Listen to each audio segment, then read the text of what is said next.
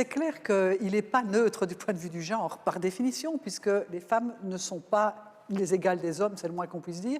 Elles ont moins accès à la protection sociale. Elles sont, pour plus de 450 millions de femmes dans le monde, sont dans le secteur informel. Donc ça veut dire qu'on travaille au jour le jour sans autre garantie. Elles sont plus exposées aux violences domestiques. On sait qu'elles sont aussi, je dirais, partagées entre le travail domestique et le soin à la famille et le travail extérieur. Et enfin, je pense que on a vu dans la Covid que quand les écoles ont été fermées, quand l'enseignement ne se donne plus, généralement, c'est les filles qui ne vont plus à l'école.